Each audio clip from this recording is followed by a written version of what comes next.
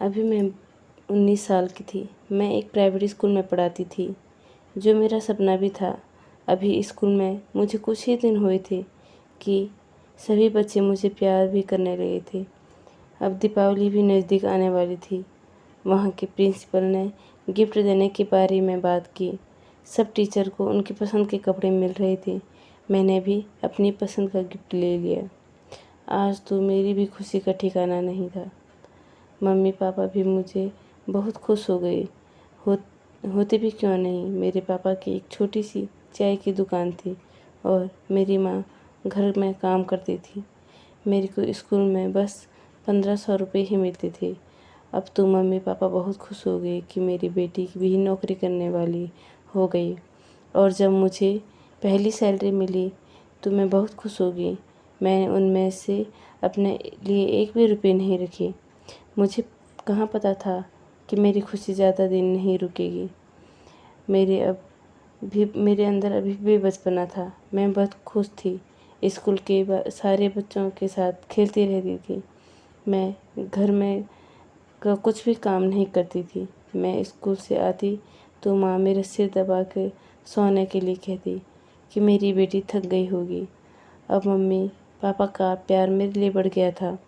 कुछ लोग मेरी तारीफ़ करते तो कुछ लोग बुराई, और मम्मी पापा को भी मुझ पे नाज था। मेरी बेटी इतनी छोटी उम्र में स्कूल पढ़ाने बैठ गई।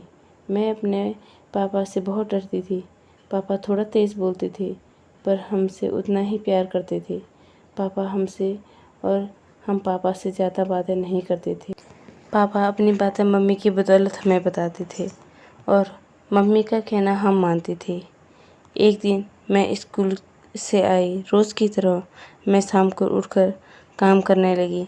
पापा जब दुकान से आए तो मम्मी से कहने लगे, तुम चंदा को मेरे पास भेजो, उससे कुछ बात करनी है। माँ ने मुझसे कहा। शायद माँ को पहले से ही सारी बातें पता थी। मैंने माँ से डर के कहा, मम्मी क्या बात है? पापा मुझे क्यों बुला रहे हैं? माँ बोली, एक बार पापा की बात तो सुन ले। मैं अब BA सेकेंड ईयर कर रही थी। पापा ने कहा, मेरे सामने बैठ। तो मैं बैठ गई। पापा बोले, कल तुम्हें कॉलेज जाना है। मैं पापा की बात को नहीं टाल सकती थी। फिर भी मैंने पापा से पूछा, कॉलेज क्यों? मुझे स्कूल से छुट्टी नहीं मिलती है। प्रिंसिपल भी छुट्टी के लिए डांटते हैं। पापा बोले, मैं प्रिंसिपल से बात कर दूंगा। तुझे कल कॉलेज जाना है। अब मैं पापा की कुछ बातें समझ तो चुकी थी, पर मुझे अभी भी समझ नहीं आ रहा कि पापा यह सब क्यों कर रहे हैं। कभी मेरे पापा मुझे कहा करते थे कि तू हमारा घर का बड़ा बेटा है, मेरा बायां हाथ है। मुझे अपने पर बहुत घमंड था कि मेरे पापा अपना बायां हाथ कहते हैं, क्योंकि पापा मुझसे ज़्यादा बात नहीं करते थे। आज मैं फिर रोने लगी। मैं माँ से बोली, माँ मुझे नहीं जाना है। मुझे अभी इन सब चीज़ों में नहीं पढ़ना है। मुझे कुछ नहीं करना है। माँ बोली, बेटा जा एक बार अपने पापा का कहना मान ले। पूरी रात मैं सोई नहीं और रोती रही। फिर सुबह होगी। माँ ने कहा, बेटा एक बार पापा का कहना मान ले, फिर देखकर मना कर देना। मैं तो यह घर से सोचकर गई थी कि मुझे कुछ नहीं कहना है, मैं देखना भी नहीं है। मैं स्कूल में गई और प्रिंसिपल से छुट्टी ली कि मुझे कॉलेज जाना है। प्रिंसिपल ने छुट्टी दे दी। 26 नवंबर 2015 का दिन था और आज फिर बर्फ़ पड़ रखी थी। बाहर बहुत ठंडा था। पापा, मेरी छोटी बहन और मैं साथ कॉलेज जाने को तैयार थे। मन में बहुत सारे सवाल थे, अब पर मैं शांत थी। पापा के सामने बोलने की हिम्मत ही नहीं थी। कॉलेज गई। मैंने 2 क्लास अटेंड भी की। तीसरी क्लास में पापा का फ़ोन आया। उस दिन मैं माँ का फ़ोन लेकर कॉलेज गई थी। उस समय मेरे पास फ़ोन नहीं था। पापा बोले, आजा बेटा, कॉलेज से बाहर आजा। जैसे मैं कॉलेज से बाहर आई तो बड़ी दूर 2 अनजान आदमी खड़े थे, जिनको मैंने कभी देखा भी नहीं था। मेरी बहन बोली, शायद यह वही हैं जिनको पापा यहाँ लेकर आए हैं। जिसके लिए पापा हमें यह लेकर आए हैं। बहन बोली मना कर देना, लड़का बहुत बड़ा है, तू अभी बहुत छोटी है, पापा कुछ नहीं बोलेंगे। लेकिन लड़के के साथ जो दूसरा आदमी आया था उस लड़के से दिखने में काफ़ी छोटा था। अब मैं डर से थर-थर काँप रही थी। कभी किसी अनजान से बात ही नहीं की थी, कभी किसी और से बात करना भी नहीं दिया जाता था। मैं अपने तक ही सीमित थी। पापा बोले आजा, होटल के अंदर आजा। मैं होटल के अंदर आई और तब 2 अनजान आदमी बैठे हुए थे। एक लड़का हाइट में काफ़ी लंबा चौड़ा और एक छोटा नाटा था। लंबा आदमी मेरे ही सामने बैठा था और छोटा आदमी साइड में कुर्सी पर बैठा था। मुझे पता नहीं था वह कौन है। पापा बोले बात कर लो। मैं बहुत डरी हुई थी। मेरे सामने मेरी बहन बैठी हुई थी। मैंने अपनी बहन का हाथ पकड़ लिया और ठंड का टाइम था तो मैं सर में टोपी और मफलर पहना हुआ था। उस आदमी को मेरा चेहरा भी नहीं दिख रहा था। मेरा चेहरा अच्छे से ढका हुआ था। वह आदमी कुछ बोलता तो मैं सर हिला के हाँ ना बोल देती और सारे जवाब मेरी बहन ही देती। वहीं पर दूसरा आदमी बीड़ी का धुआं उड़ा रहा था। जो आदमी मेरे सामने बैठा हुआ था वो बोला, क्या यह लड़की गूंगी है? यह कुछ नहीं बोल पाती है। यह कुछ क्यों नहीं बोल रही है? मैं चुप थी। क्या यह बोल नहीं पाती है? मेरी बहन बोली, यह किसी के साथ बात नहीं करती है। यह अनजान से तो बिल्कुल ही बात नहीं करती है। वह लड़का चुप रहा। तब तक पापा आ चुके थे। पापा बोले, बात हो चुकी है? बहन ने सर हिलाया। हाँ, हमें बाहर लेकर चले गए। वह दोनों अनजान आदमी वहीं रहे और हम होटल से बाहर निकल चुके थे। पापा बोले, बात हुई लड़के से? मैं कुछ नहीं बोली। तब तक पापा के फ़ोन की घंटी बजी। पापा बात करने लगे। फ़ोन पर माँ का फ़ोन था। माँ बोली, लड़का कैसा है? कैसा लगा? पापा बोले, जैसे चंदा है वैसे ही है लड़का। मैं कुछ नहीं बोली। मैं बिल्कुल चुप हो चुकी थी और मेरा दिमाग काम नहीं कर रहा था। मैं बिना कुछ सोचे ही पापा के साथ चलकर हम गाड़ी में बैठे और घर की ओर निकल पड़े। पापा ने रास्ते में गाड़ी रुकाई और मुझे पूछने लगे, तुझे लड़का कैसे लगा? मैं कुछ बोल ही ना पाई। थोड़ी देर फिर बोली, चुप रही। जैसे आपको लगा पापा वैसे ही। पापा बोले, मेरे को तो ठीक लगा। अच्छी नौकरी करता है, अच्छे पैसे कमाता है। जो बात करनी है अभी कर ले और जल्दी फैसला लेकर मेरे को बताना। मुझे बहुत गुस्सा आया हुआ था। मैं सीधा वहीं से स्कूल में गई। स्कूल में मेरी फ्रेंड पूछी, क्या हो गया? मैं रोने लगी। मैंने उससे अपनी सारी बातें कही जो पूरे दिन भर हुआ था। वह बोली, कोई बात नहीं, यह हर लड़के के साथ होता है। तब तक बारिश हो चुकी थी और स्कूल की छुट्टी भी हो गई। मैं जैसे घर पहुंची, घर पर पहुंचते ही लड़के का फ़ोन आया। बोला, घर पहुंच गई? घर पहुंचते मैं माँ से कुछ बात भी नहीं कर पाई। लड़के ने माँ से कहा, लड़की के पास फ़ोन दो। माँ ने फ़ोन दिया। मैंने फ़ोन पकड़ने में झिझक लग रही थी। माँ बोली, पकड़ ली। मैंने बिना कुछ बोले ही लड़के ने अपने घर की सारी बातें मुझे बता दी। मैं तुम्हें शहर लेकर नहीं जा सकता। मेरे मम्मी पापा घर में अकेले रहते हैं। तुम्हें उनकी सेवा करनी है। मेरी भाभी बच्चों को पढ़ाने के लिए बाज़ार में गई है। तुम्हें मैं कहीं शहर लेकर नहीं जा पाऊँगा।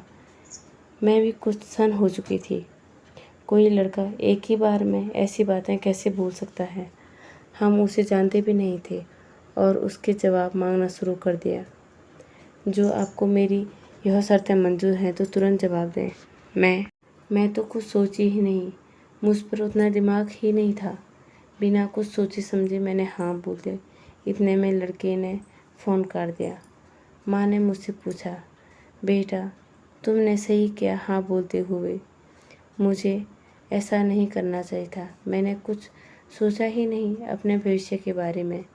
मुझे बस इतना पता था, मुझे पढ़ना है और कुछ करना है। मैं बचपन से ही पापा से बहुत डरती थी। मुझे पता था पापा मेरा रिश्ता जहाँ करेंगे सोच समझ के करेंगे। पापा को लड़का पसंद आ गया। समझो मेरे को भी पसंद आया। उस लड़के का नाम राजू था। यहीं से मेरे रिश्ते की बात आगे बढ़ी। लड़का अपने घर से में सबसे छोटा था और समझदार भी था, तो पापा को लड़का पसंद आ गया। राजू से बात करने के बाद मेरी सोच लड़कों की तरफ बदल गई थी। अब राजू और मैं पूरी रात दिन बात करते रहते थे।